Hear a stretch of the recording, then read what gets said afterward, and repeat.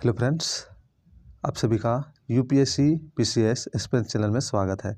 इस वीडियो में हम देखेंगे पॉलिटिकल साइंस की एमसीक्यू देखेंगे, जिसमें हम देखेंगे फंडामेंटल राइट्स, मूल अधिकार की इसमें एमसीक्यू देखेंगे। ये जो है इसमें 10 क्वेश्चन की हम एमसीक्यू देखेंगे। इसकी आंसर आप लोग पहले बताने की कोशिश कीजिएगा, उसके बाद मैं इसका आंसर बताऊंगा, ठीक है। तो आपकी तैयारी किस प्रकार है वो आप यहाँ से देख सकते हैं। और इसी प्रकार की वीडियो और साथ में जो है दृष्टि है इसकी prelim test series 2023 toppers video, ये सब देखने के लिए इस चैनल को सब्सक्राइब कर लीजिए, ठीक है।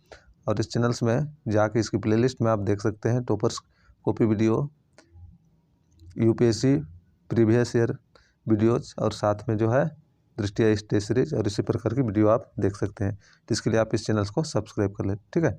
चलिए हम स्टार्ट करते हैं। और ये रहा, यहाँ पे देख सकते हैं आप लोग फर्स्ट क्वेश्चन। भारत के संविधान के अनुच्छेद 19 द्वारा, अच्छा ये तो लास्ट क्वेश्चन है, शुरू से देखते हैं हम लोग। ये रहा, ठीक है।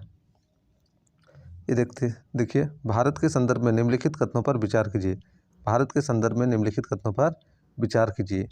तो फर्स्ट कथन है, न्यायिक हिरासत का अर्थ है कि अभियुक्त संबंधित मजिस्ट्रेट की हिरासत में है और ऐसी अभियुक्त को पुलिस स्टेशन के हवालत में रखा जाता है, ना कि जेल में।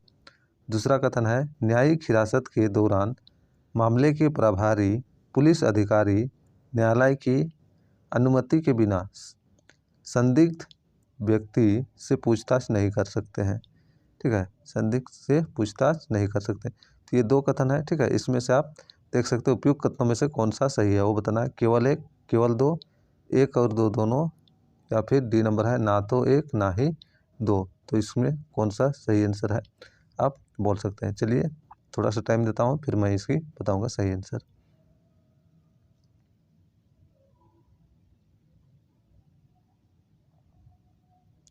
आई थिंक आप लोग कर लिए होंगे। तो इसमें जो है न्यायिक हिरासत का अर्थ क्या होता है, अभियुक्त संबंधित मजिस्ट्रेट की हिरासत में होता है और ऐसे अभियुक्त को पुलिस स्टेशन में नहीं, कहाँ रखा जाता है, जेल में रखा जाता है, ठीक है। मजिस्ट्रेट की हिरासत में होता है और जेल में रखा जाता है, जो न्यायिक हिरासत का अर्थ, ठीक है। न्यायिक हिरासत का अर्थ क्या है, जो दोषी रहेगा, जो अभियुक्त रहेगा, उसको क्या है, मजिस्ट्रेट की हिरासत में रखा जाता है और उसी व्यक्ति को जेल में रखा जाता है। तो इस प्रकार कथन एक गलत हो गया। दूसरा नंबर, न्यायिक हिरासत के दौरान मामले के प्रभारी पुलिस अधिकारी न्यायालय की अनुमति के बिना संदिग्ध व्यक्ति से पूछताछ नहीं कर सकता है। तो ये सही है, ठीक है। जिसको हिरासत में रखा जाएगा उस व्यक्ति से पुलिस क्या है, किसी भी प्रकार की पूछताछ नहीं कर सकती जब तक कि वो न्यायालय से अनुमति नहीं ले लेता। न्यायालय से अनुमति लेने के बाद ही जो हिरासत में रहेगा उस व्यक्ति से पूछताछ कर सकते। तो कथन नंबर 2 सही है। इस प्रकार इसका जो सही आंसर हो जाएगा वो क्या हो जाएगा हम लोग का, केवल और केवल 2, यानी कि ऑप्शन नंबर बी, ठीक है। तो आप लोग देख लिए हैं, तो आपका सही हुआ कि नहीं आप देखते चलिए, ठीक है। और लास्ट में कमेंट करके बताइएगा कि कितना आप सही किए थे। नेक्स्ट देखते हैं हम लोग सेकंड नंबर क्वेश्चन। भारत के संदर्भ में निम्नलिखित कथनों पर विचार कीजिए। भारत के संदर्भ में विचार करना है, जब एक कैदी पर्याप्त आधार प्रस्तुत करता है तो ऐसे कैदी को पैरोल मना नहीं किया जा सकता, क्योंकि वह उसके अधिकार का मामला बन जाता है। इसका मतलब क्या है, जब कोई कैदी क्या होता है, जेल में रहता है, तो अपना जो पर्याप्त आधार, जिसमें पैरल यानी कि बीच बीच में जो छोड़ा जाता है, उस प्रकार की छोड़ने के लिए क्या है, पर्याप्त प्रस्तुत जो आधार देना रहता है वो देने के बाद उस कैदी को पैरल पे, यानी कि उसको कुछ समय के लिए छोड़ा जा सकता है। ये उसकी मूल अधिकार है, इस प्रकार बोला जा रहा है। दूसरा कथन है, कैदी को पैरल पर छोड़ने के लिए राज्य सरकारों की अपनी नियम है। तो आप देख सकते हैं दोनों कथन, और कौन सा सही आंसर है बताइएगा। केवल एक, केवल दो, एक और दो दोनों, ना तो एक ना ही दो।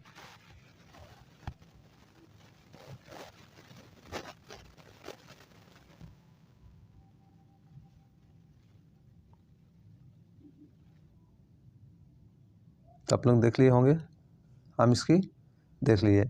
अगर यदि कोई कैदी जो पैरल के लिए, यानी कि बीच बीच में जो उनको छोड़ा जाता है, जेल से रिहा किया जाता है, उसके लिए कोई जो डॉक्यूमेंट्स उसको दिखाना रहता है, जो आधार रहता है, वो पूरा प्रस्तुत करने के बाद भी जो है कैदी को नहीं छोड़ा जा सकता। वो जो है जो जेलर रहेगा उस पर डिपेंड करता है, ठीक है। और ये उसकी मूल अधिकार नहीं है, ठीक है। छोड़ा ही जाए ऐसा कोई नियम नहीं है और ये मूल अधिकार नहीं है, इसलिए कथन एक गलत हो गया। कैदी को पैरोल पर छोड़ने के लिए राज्य सरकार की अपनी नियम है, ये सही है। कैदी को पैरोल पर छोड़ने के लिए हर राज्य का क्या है, अपना अपना नियम है। तो इस प्रकार कथन 2 सही है। तो इसका भी जो सही आंसर हो जाएगा केवल और केवल 2, यानी कि बी नंबर इसका भी सही है। ठीक है, नेक्स्ट हम आगे बढ़ें। 3 नंबर क्वेश्चन देखते हैं। कानून को लागू करने के मामले में कोई विधान जो किसी कार्यपालक अथवा प्रशासनिक प्राधिकारी को अनिर्देशित एवं अनियंत्रित विवेक अधिकार देता है। देख लीजिए यहाँ क्या बोल रहा है, जो कार्यपालक होगा या प्रशासनिक होगा, ठीक है, जैसे जिला अधिकारी हो गया या तो प्रखंड अधिकारी, उसको क्या है, प्रशासनिक अधिकारी को अनिर्देशित एवं अनियंत्रित विवेक अधिकार देता है। भारत के संविधान के निम्नलिखित अनुच्छेदों में से किसका उल्लंघन करता है? तो अगर यदि जो अधिकारी होगा प्रशासनिक अधिकारी उसको अनिर्देशित एवं अनियंत्रित विवेक अधिकार देता है, तो भारत के संविधान की कौन से अनुच्छेद की उल्लंघन होगा वो बताना है। अनुच्छेद 14, अनुच्छेद 28, अनुच्छेद 32 या अनुच्छेद 44।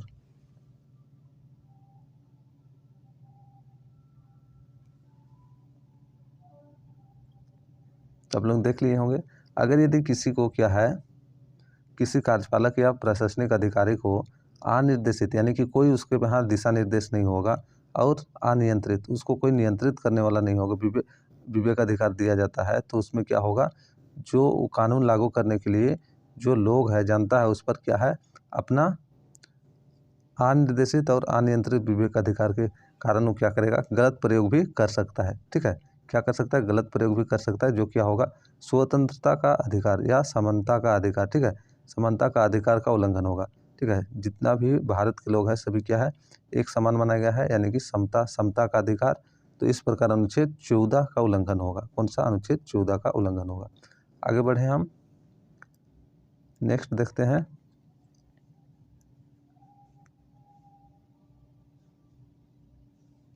तो ये आप देख सकते हैं, भारत के संविधान के किस अनुच्छेद के अंतर्गत निजता का अधिकार है?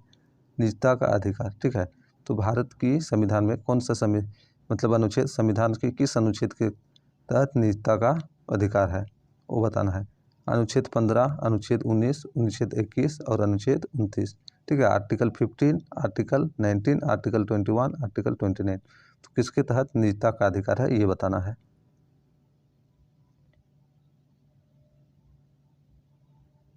तो आप लोग देख लिए होंगे। ठीक है, तो इसका जो सही आंसर होगा वो क्या होगा, सी।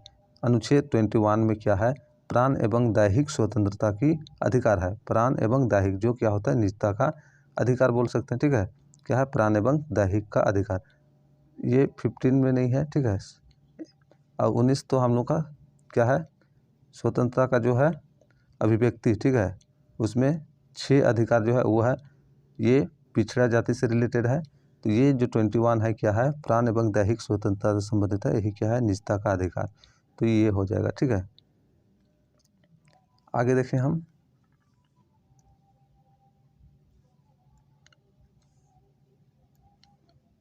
भारत के संविधान का कौन सा अनुच्छेद अपनी पसंद के व्यक्ति से विवाह करने के किसी व्यक्ति के अधिकार को संरक्षण देता है? तो किसी व्यक्ति को अपनी पसंद की व्यक्ति से विवाह करने का, अपने पसंद से जो व्यक्ति है उसको विवाह करने का अधिकार जो देता है, अधिकार का संरक्षण कौन सा अनुच्छेद करता है? अनुच्छेद 19, अनुच्छेद 21, अनुच्छेद 25 या अनुच्छेद 29। तो आप लोग बताइए, ठीक है, कौन सा होगा कमेंट सेक्शन में।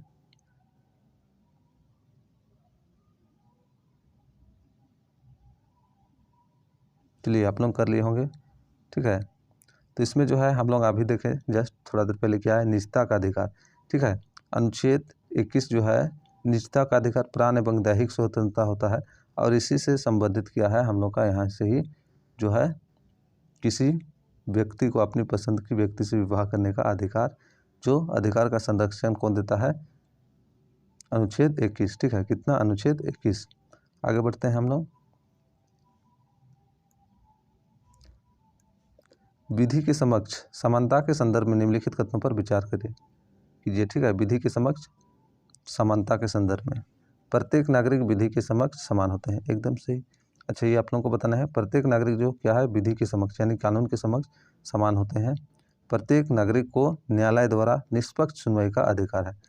जो भी नागरिक है भारत के, सभी को क्या है, न्यायालय के पास क्या है, निष्पक्ष सुनवाई, न्यायालय का निष्पक्ष सुनवाई करने का अधिकार है। उपयुक्त कथनों में से कौन सा या से सही है? केवल एक, केवल दो, एक और दो दोनों, ना तो एक ना ही दो। तो आप लोग बताइए कौन सा होगा।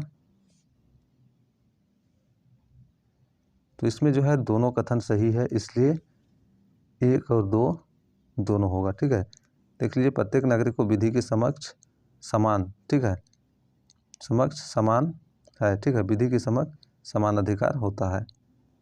प्रत्येक नागरिक को विधि के समक्ष समान होते हैं, प्रत्येक नागरिक जो होता है विधि के समक्ष समान होता है और समान संरक्षण भी मिलता है, ठीक है। आगे, प्रत्येक नागरिक को न्यायालय द्वारा क्या है, जितने भी नागरिक है भारत के, सभी को निष्पक्ष सुनवाई करने का अधिकार है, मतलब सबका निष्पक्ष सुनवाई का अधिकार प्राप्त है। तो इस प्रकार दोनों कथन सही है। आगे बढ़े हम। निम्नलिखित कथनों पर विचार कीजिए। कथन एक है हम लोग का, राज्य किसी नागरिक को सार्वजनिक स्नान घाटों के प्रयोग से रोक नहीं सकता। क्या बोला जा रहा है? राज्य जो है किसी नागरिक को जो सार्वजनिक स्नान घाट होता है, जैसे नदी, नाला या तो तालाब जो भी है, वहाँ पे स्नान करने से नहीं रोक सकता है। दूसरा कथन बोल रहा है, अनुच्छेद 15 राज्य को सामाजिक और शैक्षणिक रूप से कमजोर वर्गों के नागरिकों के लिए कोई विशेष प्रावधान करने से नहीं रोकता है। तो अनुच्छेद 15 जो है राज्य को सामाजिक और शैक्षणिक रूप से कमजोर वर्गों के नागरिकों के लिए कोई विशेष प्रावधान करने से नहीं रोकता है। तो आप बताइए कौन सा सही है। ठीक है, केवल एक, केवल दो, एक और दो दोनों, ना तो एक ना ही दो।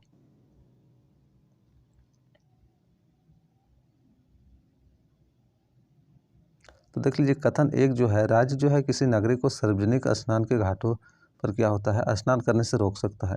इसे तो सभी को क्या है, सार्वजनिक स्थान पर स्नान करने जाने से मना नहीं कर सकता कोई भी। सामान्य अवस्था में क्या हो सकता है, वो उसका अधिकार है, मतलब हर व्यक्ति, हर नागरिक क्या है, सार्वजनिक स्नान घाट पर जा सकता है।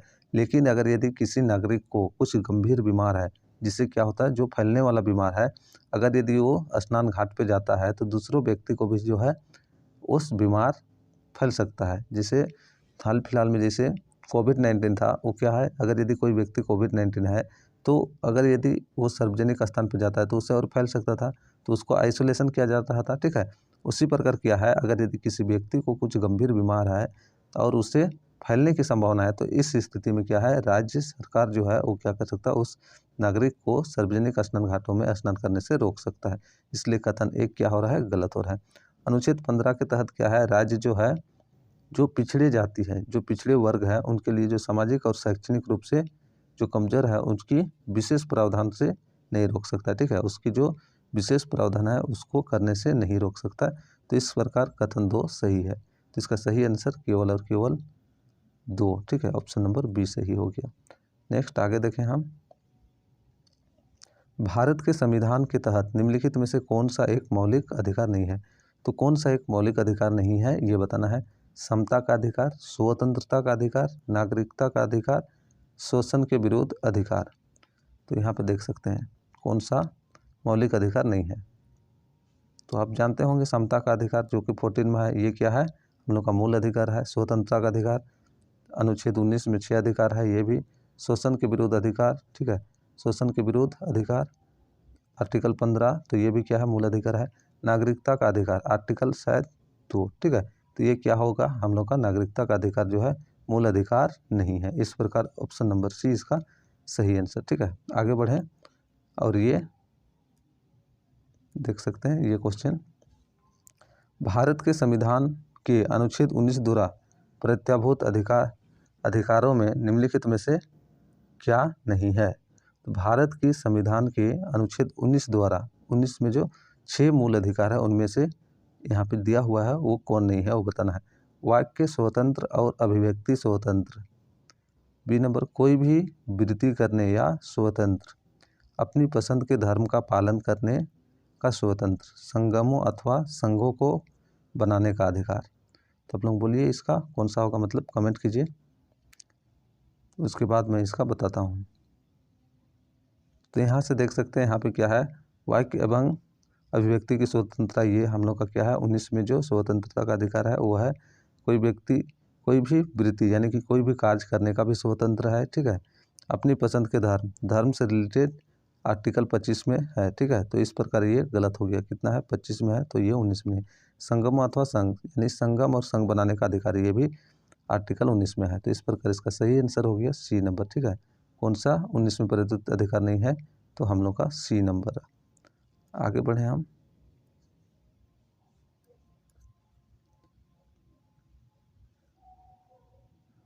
ये आज का लास्ट क्वेश्चन, ठीक है। और इसी प्रकार अगर क्वेश्चन देखना चाहते हैं, मतलब MCQ लगाना चाहते हैं, तो इस चैनल को सब्सक्राइब कर ले, ठीक है। और साथ ही टेस्ट सीरीज भी चल रहा है, वो भी देख सकते हैं। निम्नलिखित पर विचार कीजिए। वाक्य के स्वतंत्र और अभिव्यक्ति स्वतंत्र का अधिकार, संपत्ति का अधिकार, शिक्षा का अधिकार। भारत के संविधान के अनुसार उपयुक्त में से कौन सा ऐसे मूल अधिकार नहीं है। कौन मूल अधिकार नहीं है उसके बारे में बताना है, ठीक है। कौन सा मूल अधिकार नहीं है। और अगर यदि आपको इसी प्रकार के MCQ देखना है, किस सब्जेक्ट का देखना है, किस टॉपिक पे, वो कमेंट कर दीजिएगा, उसका मैं लेके आऊँगा, ठीक है। और न्यू है तो इस चैनल को सब्सक्राइब, लाइक एवं शेयर कर दीजिएगा। चलिए इसका सही आंसर बताइए। केवल 1, केवल 2 और 3, केवल 1 और 3, 1, 2 और 3, यानी कि सभी। तो इसमें से बोला गया है कौन मूल अधिकार नहीं है। तो देख लीजिए, हम लोग अभी जस्ट देखें आर्टिकल 19 में ये क्या है, वाक्य एवं स्वतंत्र का अधिकार है, तो ये तो मूल अधिकार हो गया। संपत्ति का अधिकार देख सकते हैं, संपत्ति का अधिकार जो है ये क्या था, पहले मूल अधिकार में था, लेकिन इसको हटा दिया गया 44वें संविधान संशोधन अधिनियम द्वारा, और इसको अनुच्छेद 300 का में रखा गया है, ठीक है। इस प्रकार ये हम लोग का मूल अधिकार नहीं है। शिक्षा का अधिकार देख सकते हैं, शिक्षा का अधिकार को मूल अधिकार में जोड़ा गया है, जिसमें क्या है 6 से लेकर 14 वर्ष के बच्चों को शिक्षा देना अनिवार्य है, जो राज्य सरकार का दायित्व बोल सकते हैं। यानी कि ये क्या है, शिक्षा को मूल अधिकार में जोड़ा गया है, ठीक है। इस प्रकार क्या हो गया हम लोग का मूल अधिकार कौन कौन सा है, 1 और 2। संविधान के अनुसार उपयुक्त में कौन सा मूल अधिकार है, तो 1 और 2, कथन 1 और 2, जो कि सी नंबर में है, ठीक है। कौन सा, ऑप्शन नंबर सी, 1 और 2। तो इस वीडियो में इतना ही, फिर हम नेक्स्ट वीडियो में इसी प्रकार की MCQ के साथ मिलते हैं, ठीक है।